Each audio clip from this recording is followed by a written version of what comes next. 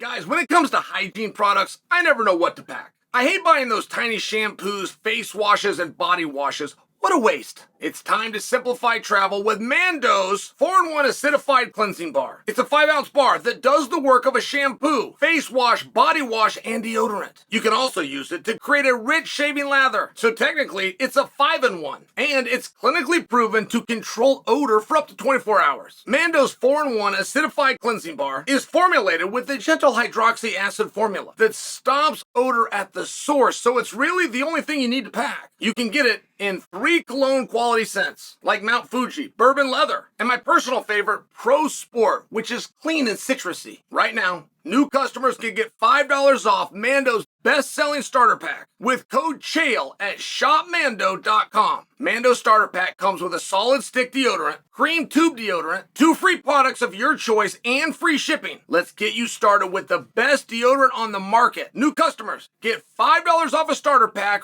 with our exclusive code. That equates to over 40% off your starter pack. Use code Chael at shopmando.com. Merab got a cut on his eye in training, and Merab needed attention given to it. I would assume by a doctor, and I would assume stitches. And is that a big deal? Like, do you guys find that interesting? And what would you get from that? What would the takeaway be?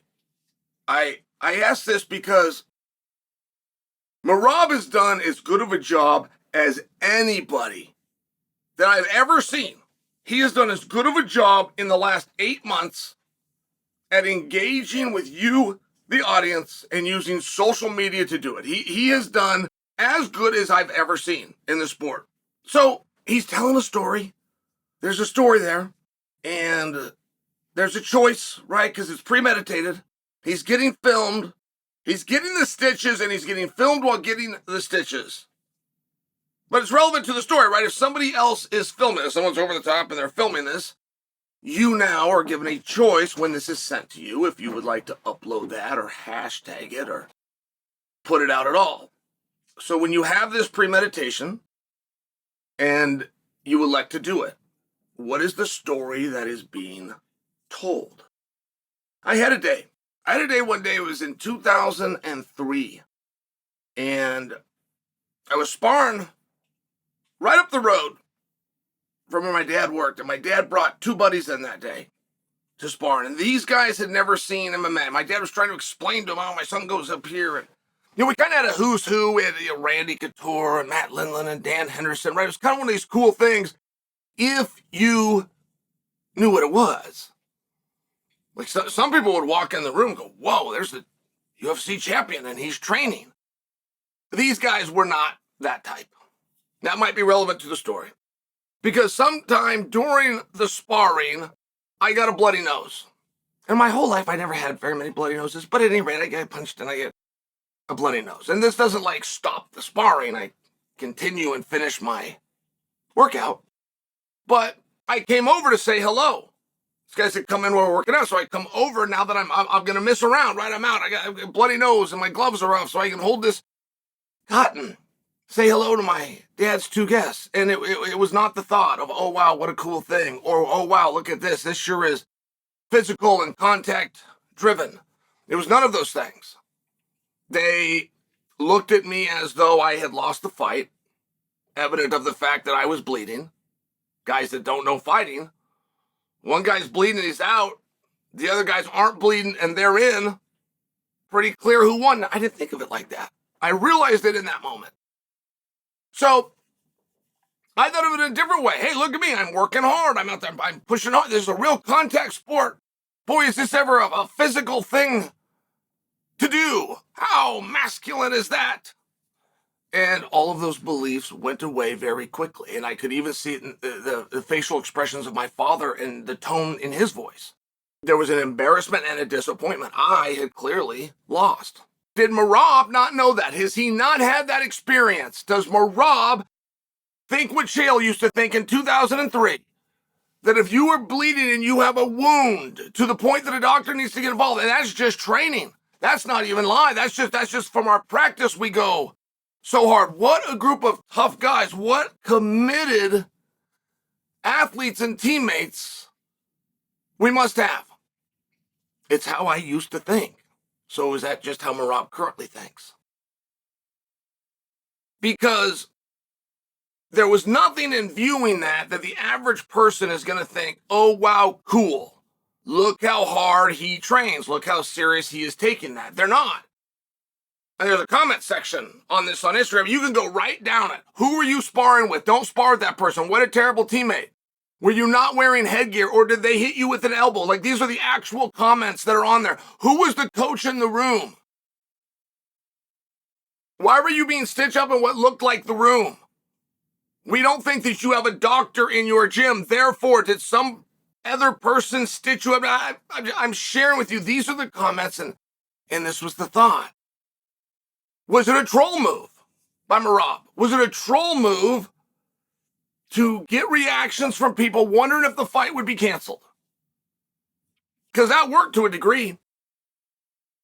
Even Sean O'Malley reposted it and said he better not be pulling out of the fight. So is that what happened? And I have to ask you this because I don't know how many times or where we could go within this to find the positive. I don't know. I don't know where ID number 3 is, where then this is a cool thing. I can't think of any battle wound that is a cool thing. I can't think of any cut and or bleeding or reason to bring to people's mind to the point that somebody would have to actually come in over the top and address this in terms of what is an athletic commission going to think. Charles Oliveira pulled out of a fight that was scheduled for October 22nd of last year, and he pulled out with a cut not unlike the one that Dvalishvili was showing last night. If I'm to be fair, Charles's was worse. But there wasn't a lot on Merab's. It wasn't pouring blood. It wasn't gaping. It would, if it was stitched, lead you to understand he's not going to be able to spar for a week or so, which right in the middle of camp or right towards the end of camp in the peaking phase, I suppose, wouldn't be wonderful, but nobody commented on that. Nobody brought that up. Nobody talked about it at all. They just talked about Merab, who had clearly lost, and he lost in the practice room. How are you going to beat O'Malley or convince the world when you're the best in the world? You're not the best in the world. You're not better than the guy standing right there. Apparently, because he's still working out, and you're vertical. Horizontal. Laying down. And I do bring that to you because I think that probably is a hard assessment of Merab. I think that it is. I can just tell you, I was there.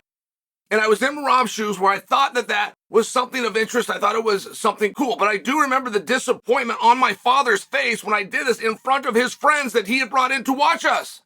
And then I realized I did the accurate math of, you're right, those guys are still doing what we're supposed to be doing. I'm not. And I'm not because I was hurt. And apparently, that's a really important thing in fighting. And it just speaks to a larger idea, by the way. I don't want to give Merab the world's hardest time. It wasn't that bad of a cut. It's just not any of my business. I should never know that happened. And maybe I got something wrong. Maybe he was getting stitched and it was his own hand. He's coming over the top and he's doing it himself. From the angle of the video that I saw, I thought somebody else had come in over the top. Well, that's a very strange person to do. I would never film an injury. I would never document an injury. I just wouldn't. But I also wouldn't release it to any degree. It would not matter if I have life-threatening news. I'm not telling anybody. Do you want to know why? Because Superman's bulletproof. That's why. The moment you're now not bulletproof, you take yourself out of superhero category, which for a guy that's going to headline the one and only show at the Sphere, which is apparently a really big deal for a world championship, like there's something super human quality, or there's not. Apparently there's not, because apparently if you hit him, he bleeds.